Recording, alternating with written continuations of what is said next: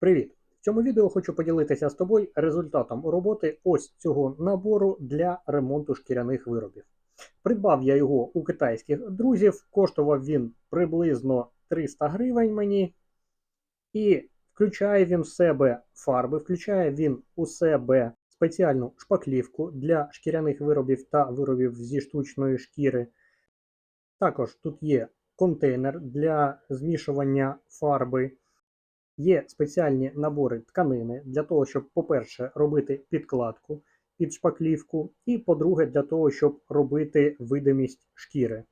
Тобто, після того, як фарба вже нанесена, можна зробити текстуру майже як на шкірі. Ну і в комплекті йде шпатель, яким досить зручно наносити шпаклівку. Плюс інструкція. Є комплект там, де тільки один колір, і є ще більший комплект там, де спеціальний затверджувач для фарби. Я взяв середній. Оце моє пошкодження водійського сидіння. Тут є досить глибока тріщина, яку я буду заповнювати саме шпаклівкою. І тут є невеличкі такі тріщини, які майже не видно, але все одно вони є і вони псують зовнішній вигляд. Тобто те, що роблю, це беру шпаклівку і згідно інструкції буду наносити на ту поверхню.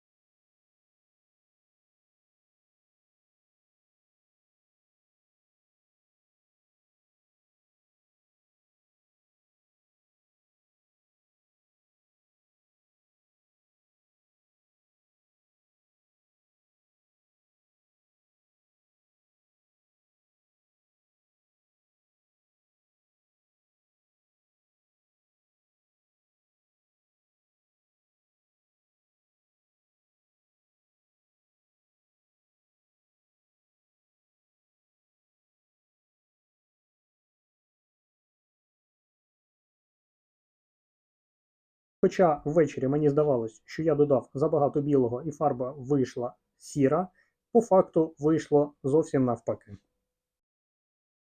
І доки фарба повністю не висохла, я почав наносити текстури. Чесно кажучи, не зовсім зрозумів, як це потрібно робити, але зробив по-своєму. І вийшло непогано. Дуже схоже на шкіру. Малюнок я маю на увазі. Ну і результат мене так само не зовсім влаштував. Тобто все одно в мене залишилася досить помітна чорна пляма на сидінні. Доведеться все ж таки переробляти це при денному світлі і підбирати колір максимально схожий під колір мого сидіння. Але що стосується дірки, то вона стала менш помітна. І якби я одразу підібрав колір такий, як потрібен, то взагалі було б класно.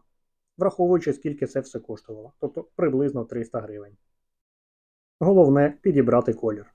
Дякую за перегляд.